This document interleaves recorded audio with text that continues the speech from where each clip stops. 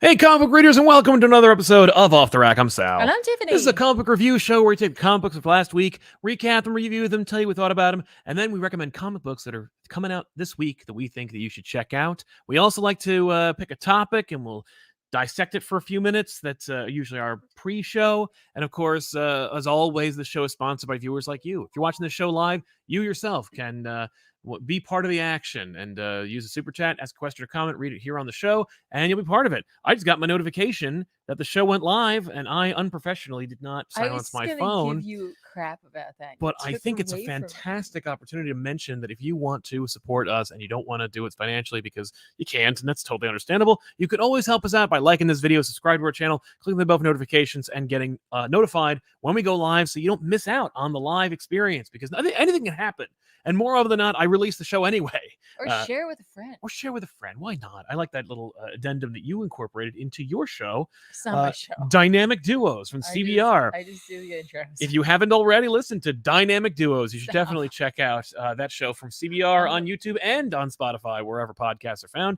Tiffany does the intros and outros for those shows. Yeah. And spread a little love. I'm going to leave the episode. No, you can't. Also, subscribe to us over on twitch.tv/ComicPop. And if you are not a fan of live, but you do like streams, go to youtube.com/@ComicPop Plays. All links for everything that we do and everything we are in the description below this video. So check those out if you want to get in on the action. I have not yet updated our Threads profile. What's wrong with you? On the updates, but we are also on Threads. I myself, or rather ComicPop, the institution, is on Threads at ComicPop Official, because some knob about like 7 or 8 years ago took ComicPop, posted 3 pictures of Funko Pops, then fucked off. How about you, Tiffany? What are you on Threads? The real Zoobs. The real what am I? Zoobs, just like Twitter. Who am I? But yeah. I don't know. That's kind of it, I guess, That's before we get into comics. That was a good show. Yeah, I'm glad we all we learned a lot. So normally what we do is we would like to take a topic that's going on in the industry, but and there's 2 things I want to mention. The first of which is the whole Hollywood thing. Thankfully, because the WGA and SAG are striking and trying to get equitable, or at the very least, the barest minimum of pay in this new world where corporate salaries are at an all-time high and residuals are at an all-time low. It's a fantastic opportunity for them to stretch their muscles and prove that they're valued. There's also another issue at hand that is less discussed, but is still, I think, the most pressing one, which is the invasion and proliferation of crappy new emergent technologies into our day-to-day lives. The idea being that, let's say that you're an extra, or you're a SAG actor and you want to get in on the whole action. You want to work your way up the corporate ladder, so to speak, by appearing in bit parts or in the background. Well, what they do now is they pay you a day rate, you show up, they scan your body, and now they own you in perpetuity for the rest of your life. How nice. That's just trash. What a garbage suggestion. That's horrible. that is dystopian in nature. That it's like a cartoon. That's like if you worked for OCP. That's how freaking evil and nuts that is. That's like saying you'll pay someone an exposure. Yeah. It's as delusional and crazy. Speaking of which, by the way, happy birthday to RoboCop, which came out today, 36 years ago. Big ups to RoboCop, a movie that I never really appreciated or cared about when I was a kid, but I knew it was there. It was part of my life. And over time, really appreciating that it's just like this hilarious satire. And I really appreciate how many times you've seen that movie in your lifetime, thanks to me. It's literally only because of you. Yeah. I didn't know anything except the name. That's it. Right. And now I know more than ever. Thanks. But so that sucks. But so they're striking, and as a result, actors and of course by extension writers, but aren't promoting their movies. They're not doing any of the circuit. They're not going to Comic-Con. And I've noticed that there is some controversy surrounding influencers and internet personalities. And what their role is, as I understand it, basically, like, if you take money from studios to promote a project or to go do something like a red carpet or a premiere, you're a scab and you are hurting the movement. However, there's also this kind of like conflicting report that says, like, basically, we don't want to give studios the opportunity to point at the failure of movies because of the strike and say, we'll see. our assets are depreciating anyway. Right. So like we want the movies to succeed, but you also need to hurt them by not participating in them, but also we want them to work out. Basically, I think the idea is if we promote these movies as a contract from studios, that's no good. Which I think is fine. I'm happy to not continue to not take studios' money. We didn't have to talk about it. I don't care. Right, but I've also noticed that there's a little bit of discussion about like if you are promoting them and you're only doing it for your own livelihood, maybe that's okay. But it's very dicey, so I figure we're just going to avoid talking about movies for a while. This is rarely an issue, but because it is one today at the time of this taping, I figure it's worth mentioning just for it to be this moment in history and to say like, hey, we're not going to do that. Thankfully, as has been the case for the better part of 50 years, Hollywood doesn't give a shit about comic books. So thankfully, our comic book review show is unaffected virtually entirely, unless we were to talk about Secret Invasion, which they were doing it over at Absolute Marvel in DC. I'm not even going to bother. You know what I think is interesting is like, and I don't know enough about the influencer side of it because, well, we influence nothing. That's right. But when I find the term repugnant, I don't like using it. Right. I know that Hollywood invented it to otherize internet creators. Yeah. But like, I love now that like there's a strike going on. They're like, well, we'll just get them to do it. Exactly. Well, now you have value. And well, so it's like simultaneously, it's like, wow, okay, screw you. And also, hopefully people who are being approached recognize how quickly your corporate overlords can flip on you. Right. And how like it's going to disappear. You know, it's going to evaporate. The next thing that shows up, they're going to be like, oh, I don't need you anymore. Bye. I have no, and I'm not going to give you anything anymore. Yeah. Because, we have no deal. That's right. So. Of course. No, I think, no, there's no way that any of the influencers that are like attracted to this are thinking about that. Which it's their prerogative. And I'm happy to help support those who are fighting for their livelihoods right now. Like, Same. It doesn't really affect us to not like to give up a little something. Yeah, there. It's really not barely anything. I'm happy it's nice to show solidarity with like creatives. Agreed. The other thing I wanted to mention, of course, was that we're going to San Diego Comic-Con this week. Yeah. If you're going to be at San Diego, come say hi. If you see us, stop us, say hi. San Diego Comic-Con's happening. It's really exciting. And we're locked in. We got plane tickets. We've got a hotel room. It's happening. Your first San Diego Comic-Con ever. Yeah, we'll see. I'm telling My second one. We're going to be, when we're boarding the plane, I'll be like, okay, we're going. We have tickets. They're already, I picked seats. It's great. But as you can imagine, I'm not even remotely prepared. No. Like even a little bit. Well, what do you need to prepare? I have to pack. Yeah. And you're going to make me film tomorrow. Well, are Ben and Ethan both available tomorrow? No. Then there you go. Yeah. Which one of them is available tomorrow? Ethan. Okay. So getting into the books of the week. I don't know what that meant. I read a couple of things. I read some Night Terrors. I skipped a couple just because for a minute or two, I went like, I don't really care. Like, not that I don't care about Night Terrors. I think the Night Terrors is a great idea. And I think that the implementation has been really solid. Sure. The rollout's been fun. I think it's going to be really like interesting. Well, is that like that's like the main book that we've got though? Yeah, no. Okay, so I also read Spider-Man, so I'll talk about Spider-Man a little bit. But yeah. But I read the first issue. Not a lot of people are talking about it. There's not really. Oh, much. I thought that you wrote that like that was the main topic of the show. So there's nothing else going on that's worth mentioning. Oh, besides like the Fallen Friend first issue, last issue of the Death of Kamala Khan, but whatever. It's like you were such a good energy, and I feel like the reality of oh my god, we have like a day and a half to get ready to leave for San Diego might have just hit you on air. Like on a live show. I think you all just watched Sal go, oh no. Yeah.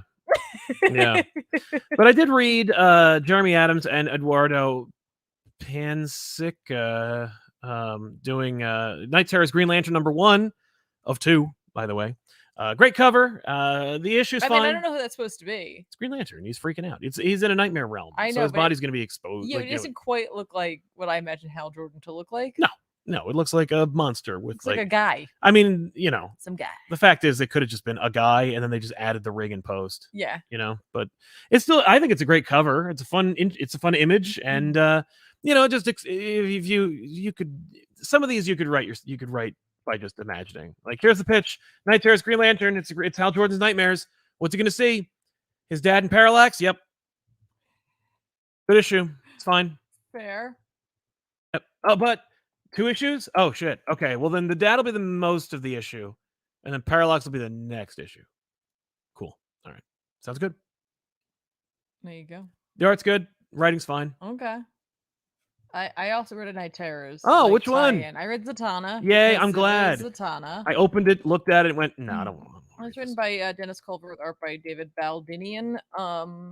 Did he draw the interiors too? Because I really like the cover. Well, he definitely did the interiors. No, David Baldion did the cover. Yeah, and it's like the art's good when it's great, and it's fine when it's fine. Okay. This book's okay. It was like, it's not her book. Oh no. It's a Robot Man book. Well, I mean, it's her book. Yeah. But he's also writing Doom Patrol right now. Yes. So we got to put the Robot Man shows up in it. Fine. We couldn't sell Night Terror's Robot Man? I guess not.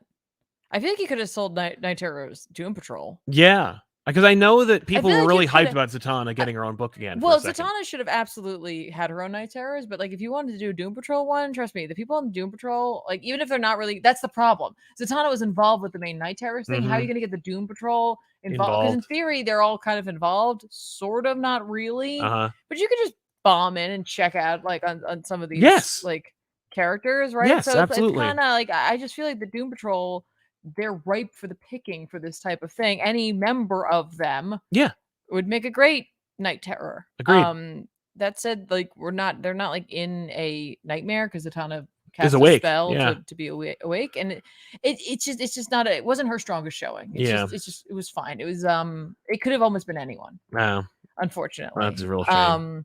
I hate when that happens. But it was fun, but it wasn't quite what I thought it was going to be. I thought it might go a little darker, especially with her being a member of, or having been a member of Justice League Dark. The skeleton is used again. The big dragon skeleton comes into play again. I was like, I didn't remember if it made it or not, but I don't care. It got some show, got some play. Yeah. There's a couple of characters that are demonized, or I don't know what to, nightmareized. Okay. But they're in the waking world. And I try to I look them up, and technically they do have allegories in the DC universe, but not really. There's a Sir Morbid. Okay. And when I looked up Sir Morbid, because I was like, is this a person I should know? Yeah. There is a Mr. Morbid, and there is a Sir Morbid, but Sir Morbid's actually a Scooby-Doo character who's a skeleton, and this is also a little skeleton. And I was like, well, maybe. Does that mean that there's going to be a Night Terror Scooby-Doo? No, I hope not. I don't know. I think that would sell like Scooby snacks. Oh. for sure. The main antagonist, really dig the design for her. She's really cool looking. Looks like it's wow, I thought you were gonna say Insomnia, because that's not a great design. No. There's the but for the Queen Zatanna of book. Nightmares or whatever. Cool. I don't know okay. I honestly don't remember what her name is, but she's really dope looking. I really appreciate the design for that. Yeah. The story was just it's not bad, it's not great. It was just it was there. It was there. That's a shame. I hate when that happens. Ray Farr in our super chat sponsoring today's show said, ComicPop Woo, loved last week's episode on Wolverine suits. X-Men Legends 1, 2, and Ultimate Alliance made me love the Ultimate designs, not the book though. Well, that's fair.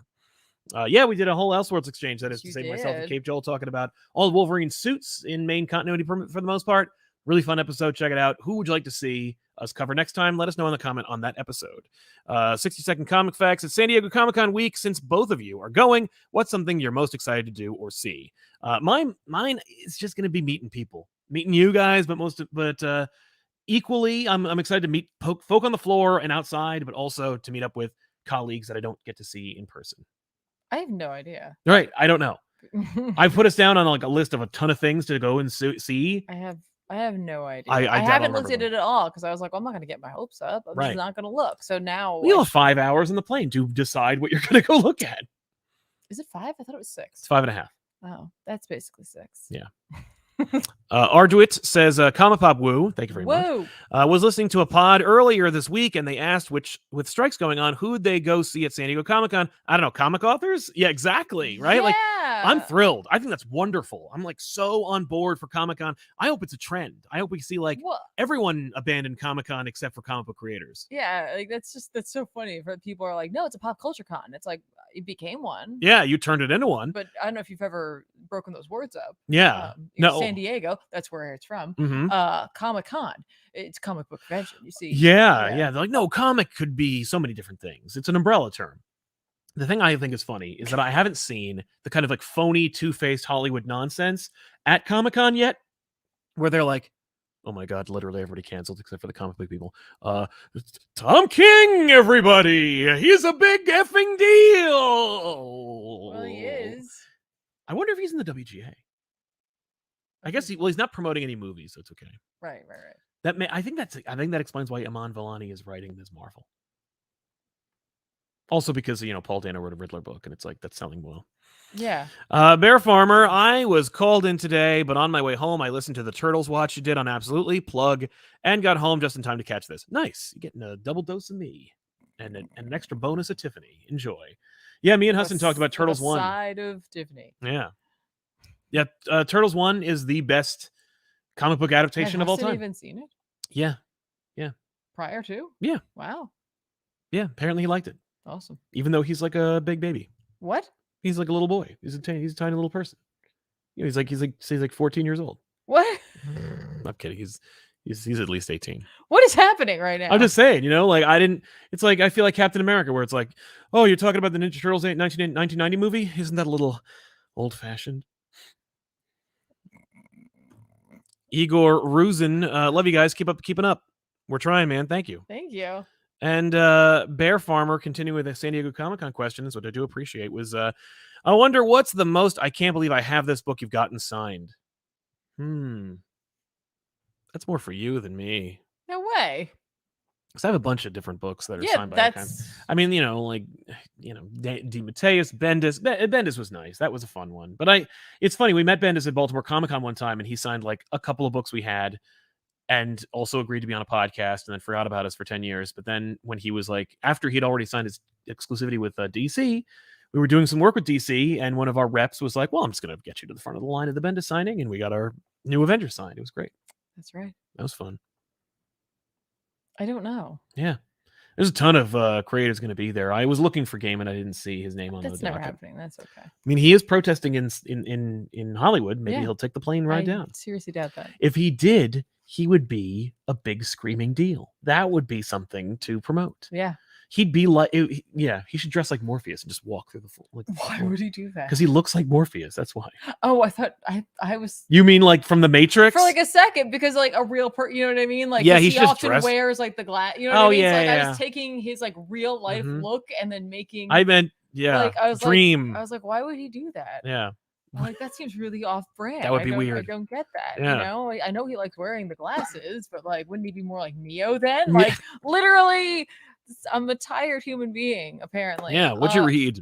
Wait, no, I was trying to answer that question. Oh, okay. What's my book? What's your book? Know. You can't believe you got it. Freaking Peach Momoko. I think Brian K. Vaughan. And Staples. That was cool. Getting that for like first thing, even before you had the exclusive meeting with him. Yeah. By the way, that's who I picked for writing Gen 13. Is Brian K. Vaughan. Okay.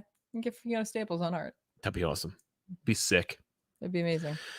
I still want Dan Mora though. All right, what did you read? What did I read? You're asking me what I read. You want to know the things that I read? Rogue and Gambit ended this week. Yay! Issue 5 came out. Did it happen? Did everything you want happen? What did you think I no, wanted? I think you didn't want them to get divorced or separated or unmarried. And they didn't. So now what? No, it's actually a very sweet issue. Oh yeah, very nice. Written by Stephanie Phillips, with art by Carlos Gomez, and they take Manifold off the table. Oh, okay. By the end of this, so I'm like, okay, Destiny is doing lots of things. So I have a feeling anyone who had a hand on her right now, everyone had to be working together a bit, right? Because you know, she's at post Sins of Sinister. She doesn't really know the future, and like she's been messing up here and there lately. And so, you know, she sent Rogue on this quest, and Gambit came along with her. And there was a major importance on Manifold getting him back. They managed to do that in a truly like Gambit fashion, where like there's some really excellent panels this week. One of his is from another X-Men book. But there was one that like I just loved it so much, because like it's really about their relationship, and I was like, oh my god, they're really amping this up at the beginning. Like there's just no way that this isn't going, you know what I mean? Like the way that I don't want it to. Yeah. And like Gambit's like, Rogue's like, you have to leave because like she's no control over her body, right? And he's like, I'm not gonna do that. She's like, why? Like, because she can still talk, but like she can't control what she's doing, right? And like he's like, no, I'm betting on you. Like I know you. Like I know what you're capable of, right? Yeah. And like this is the panel is like he's like saying, he's like, you know, you trust me, I've been there. I was like, you fought this, that, and the other thing, and like blah blah blah, and like just incredible. And then he goes like, there's nothing that my wife can't do. Oh, and it's like it was so perfect. And then she inevitably gets like breaks 3. And it's awesome. She still has the chip in her neck though. Oh. And they have the remote control. You know, there's a big fight. Everybody's fine at the end. They go back. Destiny and Rogue hide something from Gambit, in which that they take Manifold, who they did not let wake up, and they put him in like a thing, and they send him someplace. Oh. And Destiny's gonna take care of him. Don't worry. Oh, sure. I can't wait. Don't worry about it. It's gonna be good. Yeah. But like, if something happens in Fall of X and suddenly Destiny has Manifold, you'll know why. This is the book that told you why she has him. So just know that that's what you like. Unless you're a huge fan of Rogue and Gambit's relationship, you might have like not read this book. But you know, Destiny has a playing chip, and I don't know if that's going to come in handy. And Rogue and Gambit are fine at the end. Good. She's got the chip in her neck. They're going to try to figure out how to take it off. They can just kill her. Well, she doesn't want to do that necessarily. No, she's had that thought, but like there's the whole Sinister thing. Like, what? Oh yeah, you know what I mean? Like, Sinister, yeah, like so she doesn't necessarily want to go through that. But like she's like, you know what? Like, she asks him to use his powers because it would be taking it off in a similar way that Forge would end up doing. She's like, and if I die, then I'll be resurrected. It's like, you know what I mean? Like, we'll be okay. Yeah. And he does it, and they're fine. Oh, great! And, yay! You know, how nice. Yeah. So good. Now you can read it. Now you can reread the series with a little tension out of it. Yeah, exactly. And then they bang, you know? Well, why not? And the cats are there, clearly looking for food. Yeah. They're like, excuse me. Could you not? Could you not bang right now? You have to feed me. Because I'm hungry. So yeah, you're right. I probably will have to go back and reread this, knowing that it's like, oh, they're not going to undo the marriage. Yeah, which is nice because they did deal with some stuff here, and I definitely appreciate that they convinced me that I was like, well, you're definitely gonna get rid of them because he's going on this team. I'm like, no, yeah, good good stuff. Yep. Hayden Hamilton says, why aren't all of Daniel Warren Johnson's books oversized? It's an oversight, to be sure. I don't understand it. You know, some of them are, some of them aren't. And you know, all the Marvel ones aren't, and it's outrageous, and it's an oversight, to be sure. Scarlet Hottie Zatanna cover's gorgeous. Story was all right, but not what I expected. If it came out 20 years ago, I'd be singing its praises on the playground. Though. Fair, that's totally fair. And Lenny Laserdiscs, ComicPop Woo. Hey, another woo. All right, thank you. Woo-woo. Night Terror has been fun so far. As someone who's had night terrors, my God, I'm scared for the DC universe. It's a little less extreme than actual night terrors. This series. So Tiffany, you read? I read X-Force number 42 by Ben Percy with art by Paul Davidson. Cool. Looks like Beast is Nimrod. That was one of his contingents. So that we're like 1,000 years in the future where like Beast merged with Nimrod because one of his clones, one of his many like Beast playing pieces, right? And in this future, much like in the future where Nimrod was for like in Powers of 10, yeah, there's like a zoo for humans though this time, right? Yes, and they're naked, and like there's only so many of them left because there was a huge like culling of them, right? What have you? This issue serves to put everyone back to where they need to be for the next for Fall of X, for the gala to happen, where it's just like, what? Hey, they can't be in the future anymore. We have to have them back on right. Krakoa. But we haven't resolved the Beast plot. Well, the Beast plots, I don't think the Beast plot's going to be resolved here. I mean, like they take care of the future issue, I guess, maybe. Oh, okay. Or maybe they're going to continue to work on that. But the fact is, I think the Beast plot is going to be resolved in a Wolverine book. Oh, okay. Maybe I don't know. But remember, like, Kid Omega had like a weird tentacle thing. It was Cerebrex, which is what I thought it was. It comes out and like tries to merge with Beast, and they try to come up with names for it and stuff and such. Beast Nimrod had Deadpool as like his court jester. Okay. So he's Deadpool. And you know, he ends up killing him. Like he uses the Cerebro sword and kills this beast, like Cerebrex hybrid. Because the problem was, like, once Cerebrex showed up, it was going to kill all the mutants now. Because it's like, well, I want all your knowledge and all of that, right? But like, the big takeaway here really is that Colossus has been like of one mind, of his own mind, and he asks Domino to like. He's like, when we get back, like they're on their way back. He's like, when we get back, I need you to do something for me. You have to go to my farm and see. And then they end up back on Krakoa. And she's like, what were you saying? They get control of him again. Yeah. And he's like, nothing. Right. And I'm like, at what point will Domino go, that was weird. That was a weird thing. I'll go to the farm. Yeah. Like, Colossus is getting a whole lot of passes in all the books right now. And I'm like, dude, you're messing up almost more than Beast. With Beast, like, he's been like this, right? But like Colossus, everyone's like, nah, it's fine. It's, you know, that's just Colossus. That's just his, you know, ethics. That's just his this. And I'm like, is it? Do you know him? Yeah. Just. Is his beard made of metal too? Colossus? Yeah. Oh, no. Okay. It is not. I think his hair turns hard too. So shouldn't his beard? Maybe it's just a different color metal. No, everybody draws. No. Yeah, it looks like just hair. It could be. I don't know. Okay. These are the hard questions. These are the hard questions, folks, that I have no answers to. Fair enough. All right. So I was hoping that we were going to get a resolution on Beast, but I think or Colossus. But I think that those are too tied in with Orcus and the Fall right now, because Beast is obviously going after Orcus like independently, and Orcus is, you know, has like 12 different like hands taking down the X-Men or the mutants in general. So yeah. Yeah, this issue occurred. Right. Okay, that sounds like par for the course of the series. Dante Cook, Yo Comic. Well, Yo Comic. I think you meant Yo Comic, but thank you very much, sir. Can't believe I'm catching the show live on my holiday trip to Amsterdam. Nice. Here's a little vacation cash I would love to share. Well, thank you, Dante, for that. Enjoy Have yourself. a wonderful time. Yeah, exactly. I hear they have, you know what they call a quarter pounder with cheese in that area? What? Royale with cheese. I don't know if they still do. I assume they would. But enjoy, man. Have a great time. Thank you very much for your support, man. Bear Farmer dropping another super chat to say, I busted out laughing at my neighbors, like my neighbors may have heard me when you called Hassan a tiny little boy. Oh God, cry emoji. And I don't mean, I'm not done being disparage. I think he's a great guy and I like him. He's a friend now, but I just like to call people who are children or who are much younger than I am, who have like the whole lives ahead of them. I like to diminish them in some way by being like, you're a tiny little man boy. You're a little person with your little pants.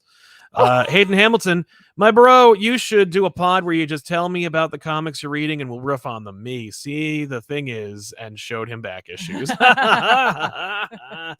the thing is this. That reminds me of my reference.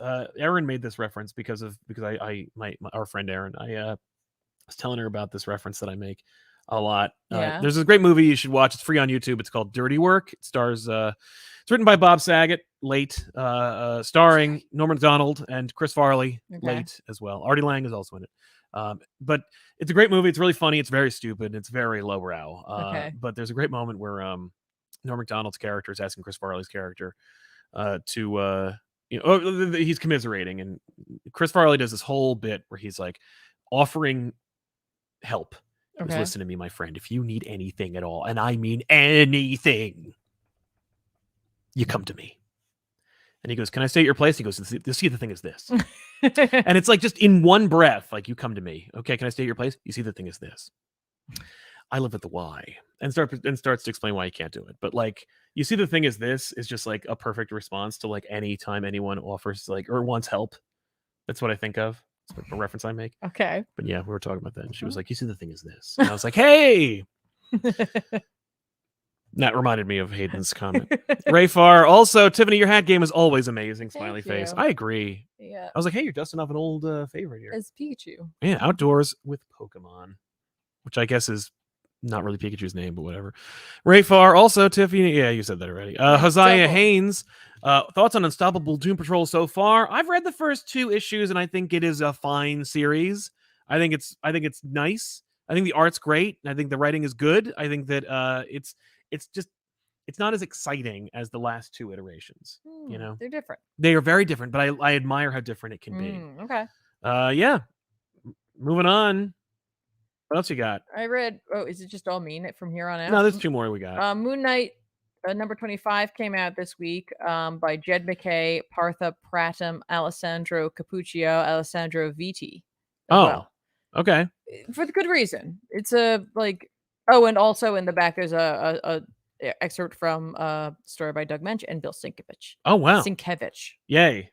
Why is this so? Why there's so many artists working on this? Because this was an extra big issue for number 25, which was $10. Oh no! It was like 90 pages because like 60 or so of them were like the main story. It says, oh wow! I think it was 90 pages. Wait, maybe not.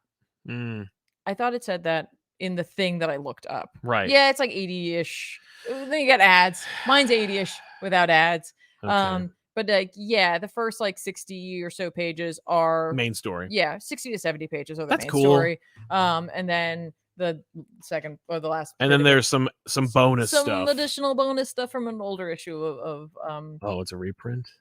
Just the back few pages. Yeah, okay. What? I mean, you know, just like I'm not gonna pay extra for like a reprint. I mean, you're already paying extra for 70 pages of story. All right. So, you know.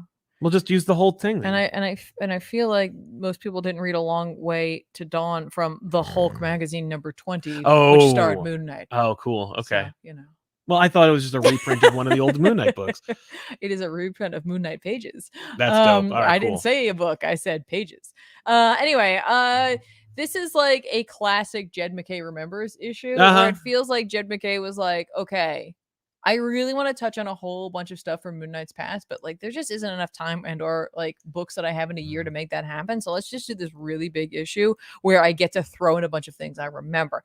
And in fact, if you're a Moon Knight fan, Black Spectre is the like antagonist that's been like plaguing him for a while, and you're like, okay, cool. Hey, fun fact, everybody. In an older, like in the first issue that Black Spectre, I think, appeared in like called the 80s, it was in Moon Knight 25. That's cool. That's a fun little like. So like, you know who's not thinking about that? Anybody who works for anybody Marvel. else, but Jed McKay is thinking about it 100% because Jed McKay has read everything apparently and remembers it all. Yeah.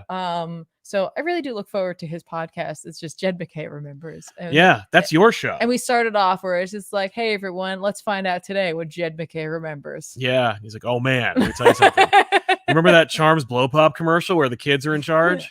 I was thinking it was more comic themed, but sure, let's talk about that. No, we'll run out of things eventually. I need to reference everything. Right. Remember the Crocodile Dentist commercials?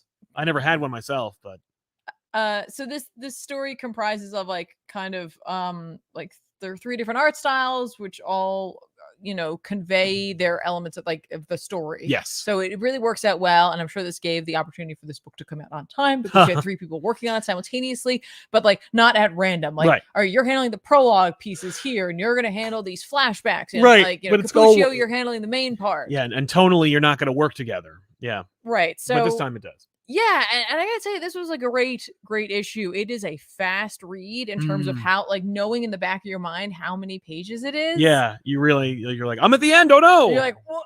But like, it's not because it's like cheap or like there's not a lot of content. No, it's well paced. That's great for sure. And if you thought for a second 8-Ball was going to show up in this issue, no, I didn't remember 8-Ball. Yeah, 8-Ball definitely. 8-Ball has been showing up. That's like Jed McKay's Orb. Yes. Jason Aaron is to Orb as Jed McKay is to 8-Ball. Yeah. I think 8-Ball's joined the team, the Moon Knight team. Oh no. Yeah. That's all right. You know what? Why not? Who cares? Not me. That's who. I was talking to a comic book creative recently, and he inquired about your disdain or your seeming disdain for the Jed McKay Remembers. He was like, I don't disdain. Well, he was like, what do you mean? Like when you say Jed McKay Remembers, when she says that, what does she mean? Like, give me an example. Okay. Well, no, he's like, give me an example. So I'd give him an example, like, oh, well, if you look at his Doctor Strange run, like characters will appear that hadn't been referenced since Doctor Strange: The Sorcerer Supreme. Yeah.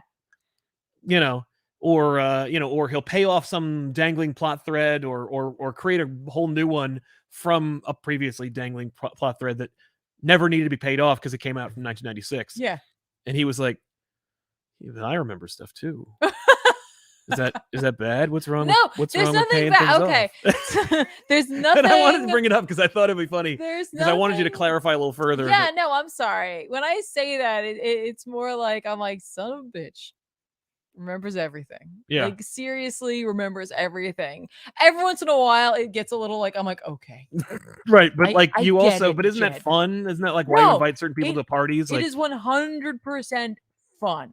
Yeah. Like I freaking like it quite a bit. Like I had a ball with this. Like just, even while you're reading something of his and maybe you're not like, I know a bit about Moon Knight, but not a whole lot about Moon Knight. Exactly. But like reading this, I was very comfortable in feeling like this didn't come out of nowhere.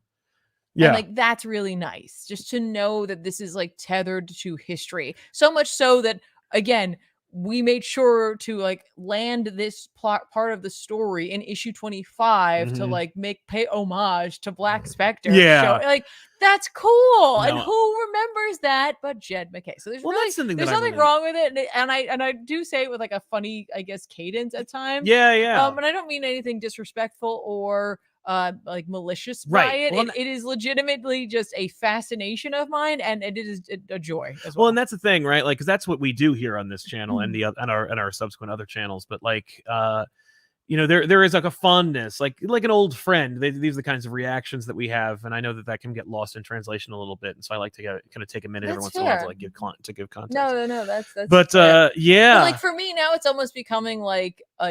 It's like, well, it's like bingo. Like, well, what are we gonna get now? Right, but like also like like how will he top himself? Right, and exactly. It's like, well, this time he definitely did. Yes, like that like timing of like issue 25 to this. I was like, are you kidding me? Yeah. The second. So okay, so Black Spectre was like also a freaking like organization. And then the other is like a fictional supervillain, as said by the Wikipedia article. Who's had like several people have been that character. Yes. But first appeared in November of like the early 80s in Moon Knight number 25. Nice. So like, I was like, written by Doug Bench with art by Bill Sienkiewicz, which is why that thing is in the back as well. And I'm like, that's brilliant. This issue is really well thought through. It is a thoughtful issue, not just in terms of the story, but literally everything about it. Right. And like, it might be something that slips right under your radar, but trust me, this issue, even though it is $10, is like a really well thought out $10. Yeah. Like it's one of those things where it's like they'll do big issues, big anniversary issues, and it's like, oh, just get a bunch of writers to like do a little short thing or whatever. No. Yeah. 25 issues. You want to do something special for it. I'm guessing. I don't know. I've never talked to I mean, Jed he McKay. definitely must have planned it out. Yeah, we've never met Jed McKay, I don't think. I think I saw him one time. Did we get his signature on anything? I might have. I feel like we did. Yeah, it must have been this past New York Comic Con. It could have been. But like this, like the more I think about this issue, the more I'm just like, this was easily one of the best issues of the week for me, even though I really like, trust me, Immortal X-Men, we're going to get into that. Yeah, we are. Freaking banger. Well, let's, but this issue, just for its like care and the fact that the creative teams involved with it really seemed to like have a joy for it. Yeah. And a respect and a love for this character. This progresses the storyline on. It's not just something, it's not like they did something like an annual or something like that. No, this progresses the story on. A lot happens in this. We get some additional, background on Moon Knight and some of the friends that have fallen along the way and like what they used to do in the past, and like hints here and there about who is this Black Spectre. Yes. Because we actually run into a previous one. Like this issue is great. Yeah. It's really well put together, like I said. Well paced, and honestly, just all the extra details. Nice. So impressive. So yeah. And Ray Farr says Jed remembers sounds like the Chris Farley show. Do you guys remember? You remember in that Moon Knight annual from 1989 when like the Scarecrow showed up? That was awesome. Yeah, man. Speaking of which, Immortal X-Men number 13. Yeah. That came out this week, written by Kieran Gillen with art by, I think, Lucas Warnick. Mm-hmm. And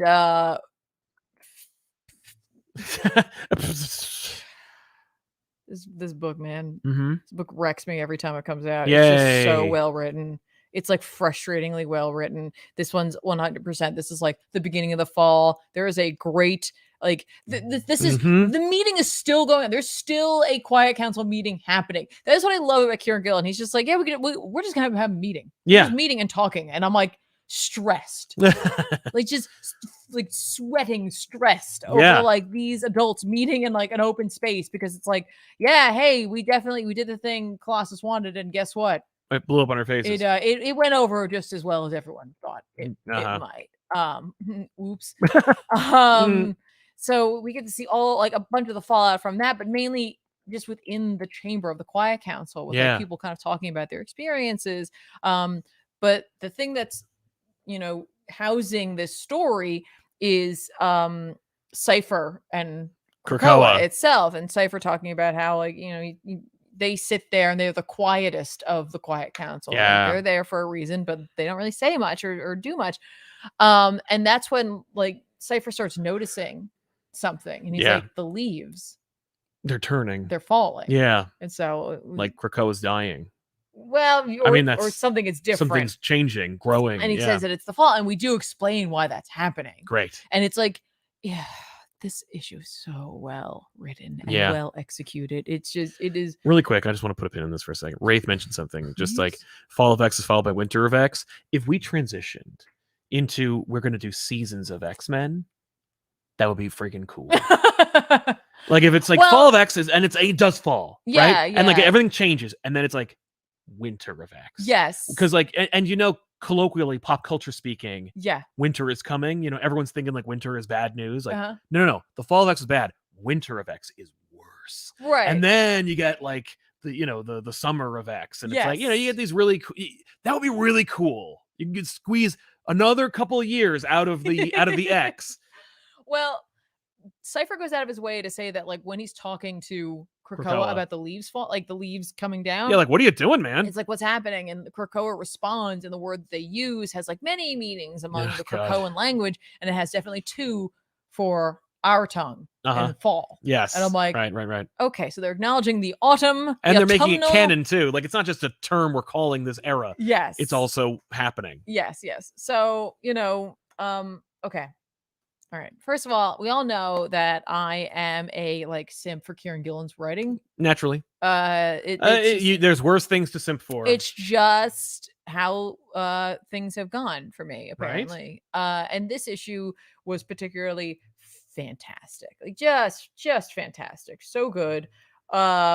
We start off with like a little like a scene with like Emma talking about how she had to go, I think, to the UN. Okay. Was it the UN? I don't know. It was one of those places. It doesn't matter. But like post the revelation of Sins of Sinister timeline, there's like angry, like, you know, folk outside protesting, screaming. Someone brings like a couple people bring guns. They're going to try to kill her. Yeah. She decides that she's just like, oh no, you're not going to kill me. You'll kill yourselves first. Yeah, of course. She's walking along, and then she sees this like family. And it's like this mom and dad and their little kid, and they're like, my child was resurrected from the Phoenix resurrection like protocols, like from like the Phoenix Foundation. Like, is she safe? Right. Is she sinister now? And like Emma just looks at her and like she is taken aback, which I love. Emma breaks, and she sees in her face probably like, oh, you don't know. Well, no, she's like, and she's like, I think so. Oh, don't tell anybody that. And the mom's like, you think so? And forget it, cause. But like Emma's there at the council, and she's just like, this is a nightmare. Like, this is a nightmare scenario. And like, we're going to need to cerebro everybody. Forget it, because everyone. Right? That is not what they're going to do. It's not a real spell. So there's a lot of infighting going on. Destiny, meanwhile, is like, we need to get Selene off of this council. Yeah, what are we doing here? She needs to go. Gillen's like, we just put her here. We're not getting rid of her without doing some hilarious stuff. And Selene is like, I mean, when are you going to start with that whole, like, I'm part of Orcus thing again? Which she absolutely is, everybody, right? And Cerebrocast is like, woo! Listen, I'm fine to have her around, but actually, at the end of the day, it's not going to matter. It won't matter. It doesn't matter. It doesn't matter at all. No, it might matter. Who knows? Mm-hmm. Everything matters and nothing does. So while like Krakoa is like having this like something's happening, Krakoa, yeah, everyone in the Quiet Council is like something's happening. Yeah, like at one another over various things. Like, you know, like they're like, Colossus, you and your stupid ethics ruined everything, right? Mm-hmm. Yeah. And like Shaw's like, stocks are down now. Yeah, and Emma's like, without that, like we can't survive. Like we sell stuff in order to buy stuff. Like we don't have enough here. And I'm like, doesn't the island give you everything? Okay. But maybe not everything. So well, not all the creature comforts she enjoys. What about her Magneto Island? They're like, she's like, we have enough. Like, if we're not making money, we have enough to maybe support our utopia for like a couple months. Mm-hmm. You're like, what are we gonna do here, right, folks? Right.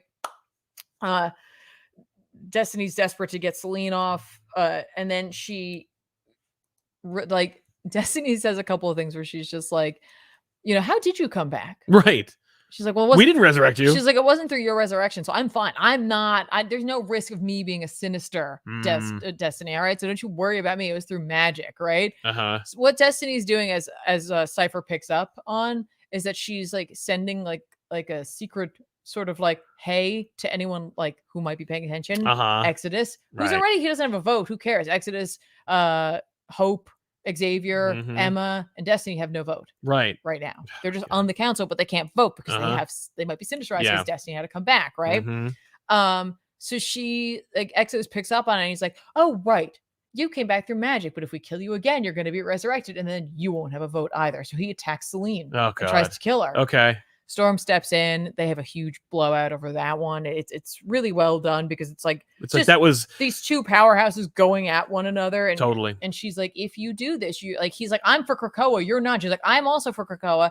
She's like, if the two of us show our full power over Krakoa, we'll kill everybody. Right. So how much will we be for like Krakoa at that point? Okay, fair enough.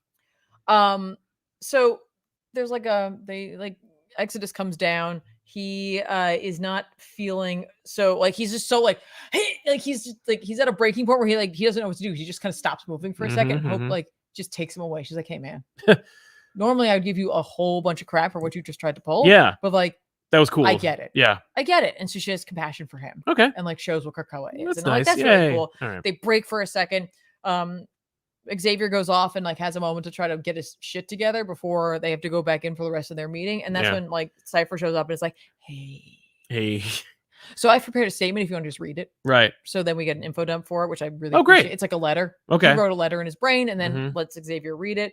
And that the idea is that like Krakoa is having a problem because right now the like Krakoa, like we're not unified. The land is like lives off of the energy of the people. We mentioned that's clear what's going on as being creepy, but like it's something that everybody pretty much knows. Yeah. But the people of Krakoa don't believe in what you're doing anymore, Xavier. Yeah. Like they dig after what everything. Just after everything, they're like, no.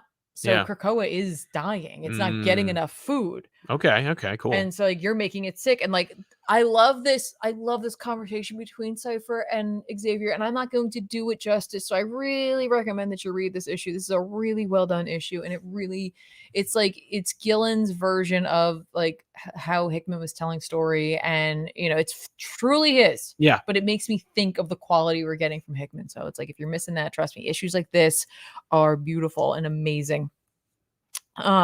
So like Xavier talks about how like he did this because of what Moira showed him, and he hates it. Like he hates a lot of it. Right. He's like, I'm the one who's like, no, we are humans, and they are the ones who call us mutants. Right. He's like, but we embrace that, and I hate that. I hate that we have to embrace it. He's like, but that's what Moira. This is like the way that Moira showed me. This is the only way we could go in order to be unified, and so I do it. Right. And he's like, it was people like Apocalypse and Moira and Eric, or he calls him Max. He was like, he goes to call him, then he switches over to Max. I was like, I appreciate that. Yeah. Growth there, Charles.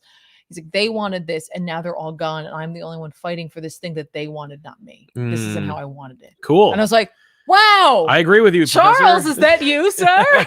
Yeah. What? That's great. So I love it. He's like, okay, I know what I have to do. And he goes back and he shares with a few people that they are dissolving the Quiet Council. And so he only shares it with some folk because he's afraid that others will act or like try to do something secretive or make their own before. He's like, I'm already doing that. I've got a secret council that's been going on since Hawks and Pox. So he does that, and Destiny's like, we can't do this. This is a no, bad idea. I just got power. And then I lost it just now. Right. And Celine's like, no, that's cool. Because she was actually potentially going to be in trouble because she attacked the external gate, which was on Krakoan soil. You're not supposed to hurt Krakoa. So technically she really should be in the pit. In the pit, yeah. Cypher does reveal that like people haven't really been in the pit. Yeah. Except for a couple like Sinisters down there and the Struckers. And that's I guess kind of Sabretooth. Sabretooth's not down there. And people he's thrown down there, he's like, I didn't really, sorry. I lied to you about that one. Cool. Sorry, Charles. He's like, I knew because I'm the most powerful Cypher in the world.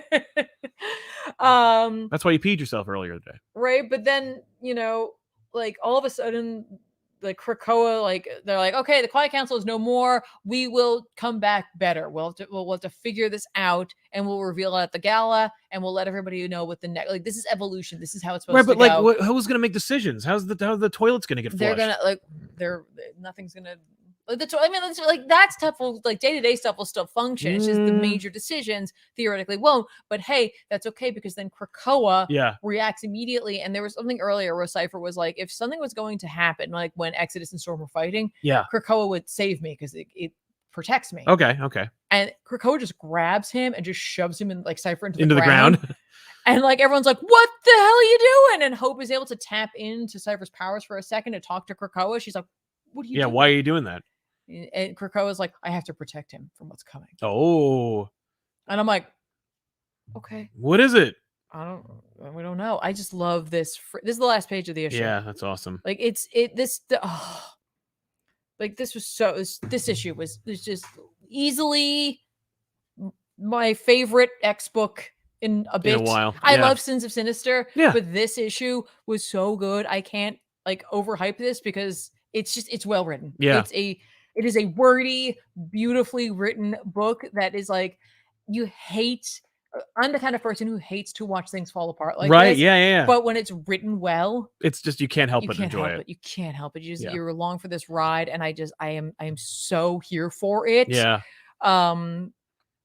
Whatever Gillen's got coming next, I'm on board. That's awesome. But yeah, they like, and it's not just Gillen. Yeah. The whole X team has really pulled it together and really been like crafting something. Yeah, Doug and Percy. Yeah. Gillen, Spurrier, kind of. Yeah, no, absolutely. No, he's definitely a part of it. He helped create that's right. Mother Righteous. Like they've Ewing, all of them have really been working together. The whole team. We're forgetting people. I know that. Yeah. But they're all like Phillips. Yeah, Howard. They're all doing such a great job right now. So like I am excited for the gala. I wasn't excited for the gala, but now I am. I wasn't super excited for the last gala, but this one. Well, the last one I feel like was just kind of like it felt like a waste of time. Yeah, this one though. Yes. Yes. Sounds good.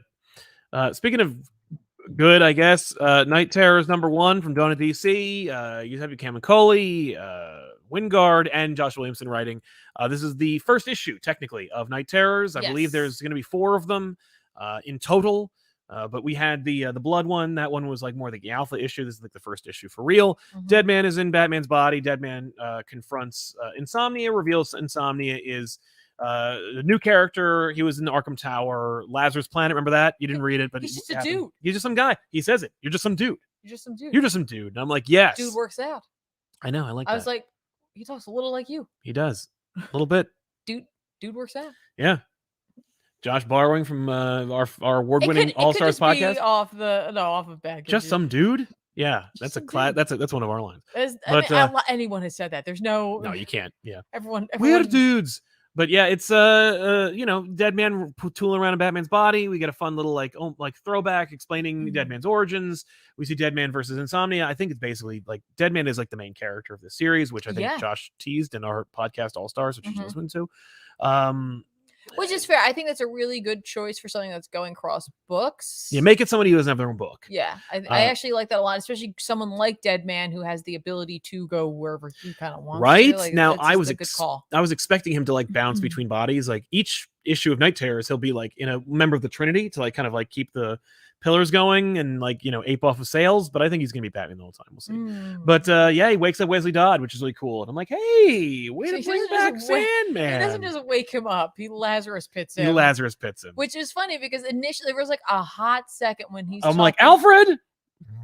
Not even a little bit. What? No. I thought he was going to use. That is not where I was going at all. Mm-hmm.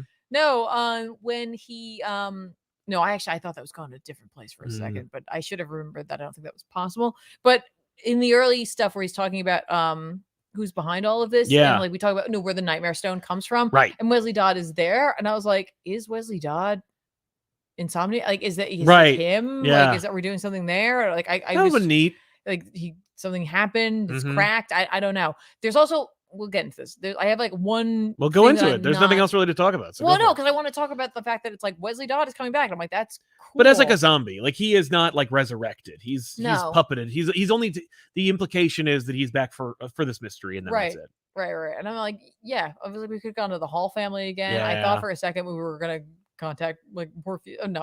Dream. Yeah. But no, I love that it's Wesley Dodd. I think it's a perfect pull. Yes. My one thing that I can't figure out why it was written this way, and I think it's just something I'm not piecing together with the way in which it was written. Yeah.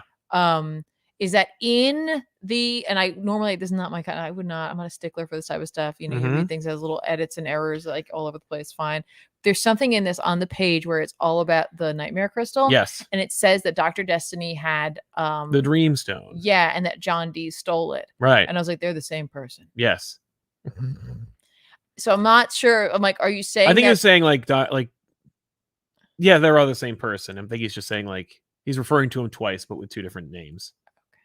That I read that where I read that several times. Yeah. Where I was like, I think he's just saying it both. Okay, but I just wanted to make sure, right? Because I was like, they are the same person unless we're doing some sort of nope, they're the same person. Yeah. So okay. Yep. Cool.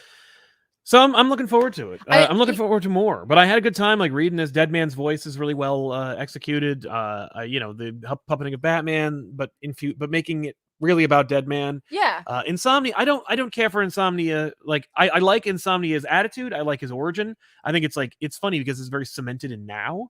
I think that should feel relevant. People should enjoy that. Like, yeah. It's like, hey, listen, Lazarus Planet. Nobody really read it or cared, right? But it mattered and it happened and it was informing this. Night Terrors is a thing that's happening whether you like it or not, and it is paying off things, and characters are referring to things that are happening in books right now.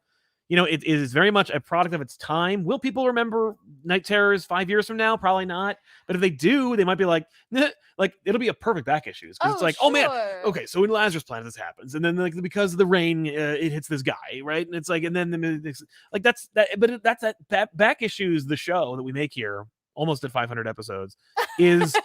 It is a love letter to comics in that like that is the conversation. The conversation is like, oh yeah, no, this is so John Dee is Dr. Destiny and he steals a stone from Vertigo and he fought the Justice League, but he also was written by Neil Gaiman and the Lazarus Planet was created and it was supposed to be just one story, but it was actually an event that was made by editorial that Mark A. Wade had to write and he was happy to do it. Nobody read it, so now they're doing Night Terrors and it's like, but it matters and here's why. Yeah. Like. I like all that. I think that's wonderful in its own way. I just don't like his design. I just don't think Insomnia is fun looking. Well, okay, a couple like yes, I agree with that. His like dude form. Yeah. For like 5 seconds, I was like that looks like Donny Cates. But like I don't know. It was just what my brain. Yes, when he's like strapped to the thing. Yeah, I was like that looks like Donny Cates a little bit. I think the reason why I am like so like having fun like. I think it's well written. I'm like I think it's enjoyable, but I think the reason why I am enjoying it as much as I am, and maybe why other people don't have the same enthusiasm as I do is because like I have read several things in which Dead Man is a ride along. Yes, and I love it. I've tried to get into Dead Man just on his own. Yeah, it's tough. But like just Dead Man interacting with other folk. Yeah, I really like it. And I think that's part of the sell for me for this book is that I'm just like, hey, I really like when Dead Man interacts with other folk in the DC universe like this. Yeah, no, I agree. And it's just a fun issue. Check it out if you haven't already. But like Night Terrors is good. Yeah, it's good. Yeah. And there are tie-ins that I haven't read, and I don't have to, and I don't feel like I'm missing anything. But maybe I will go back and read them. Who knows? We'll see. I also read Fallen Friend, The Death of Ms. Marvel #1 from G. Willow Wilson and Takashi Miyazawa. This, of course, is a desperate cash grab to infuse money into the line because we needed to kill off Ms. Marvel so that we can turn into a mutant like 3 months after we killed her.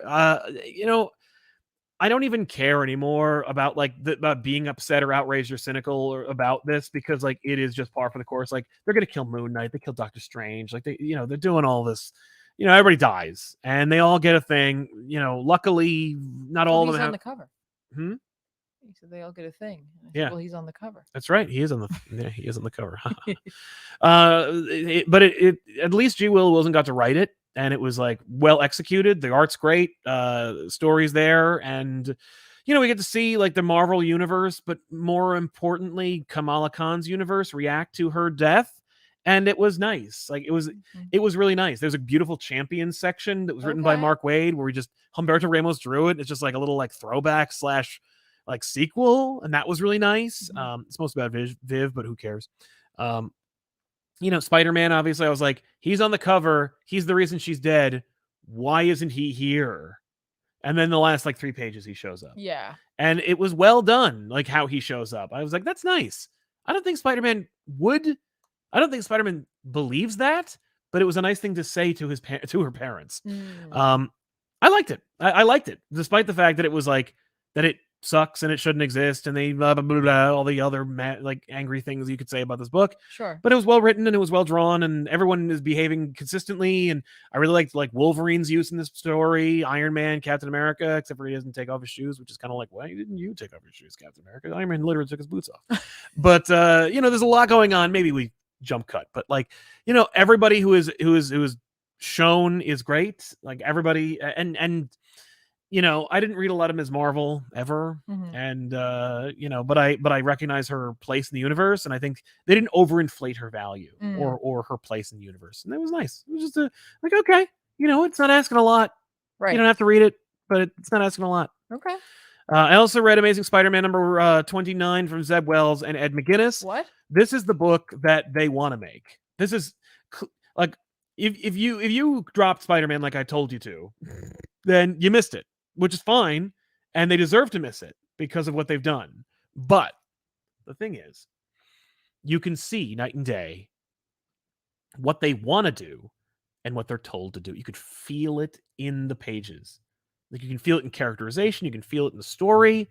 In this story, Dr. Octopus's original arms leave Doc Ock because he's freaking out, and he and they're sentient, and they like Peter, and they remember him, and they have a little like hat and a suitcase, and they're like, I'm out of here. Now they are like that. They are like that.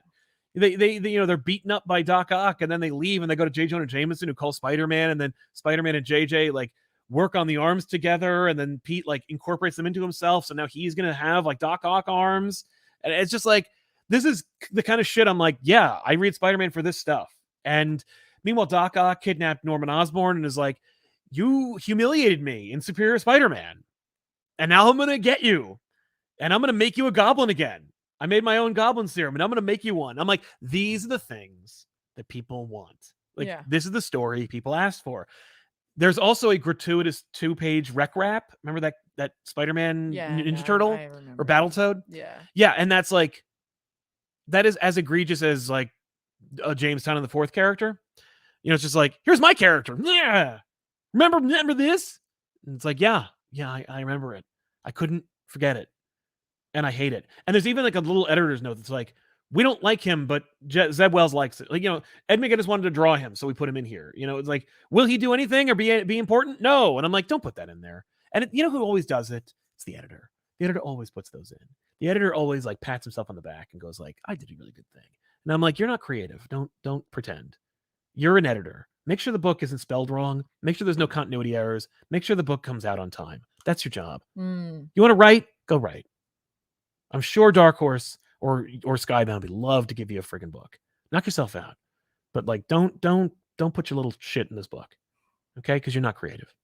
But it's this issue was like cute. I'm like, this is fun. At best, Spider-Man should be inspiring and make you feel, and at worst, it should be like silly and forgettable. Right. And that's what this was. Okay.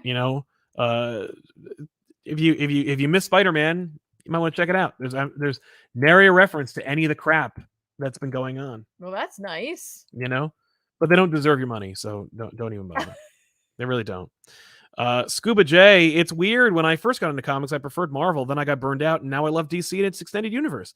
Right? A lot of people feel that way, I think, about DC, and Marvel's a good gateway company. Yeah. You know, although Marvel looks at it's funny. Like, I think Marvel is a fantastic gateway company for the big two. Marvel thinks Batman is a perfect gateway character to superhero comics. Just in general? Yeah. Okay. Like, internally, Marvel's like, we need Batman.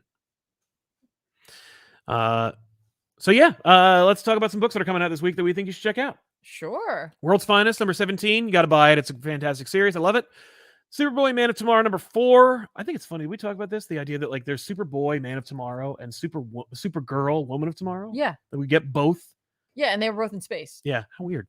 Night Terror Superman, number 1. I got to read this. The cover is great. Does it remind me of Dark Knight Returns Superman? Sure. Do I care? Oh my god, yeah, it does. Yeah. Do I care? No. I'm still It's like a combination of that and what was it, Batman Superman? Yeah. Like that do you know what I'm talking about? No, I don't. I thought I did, but I don't.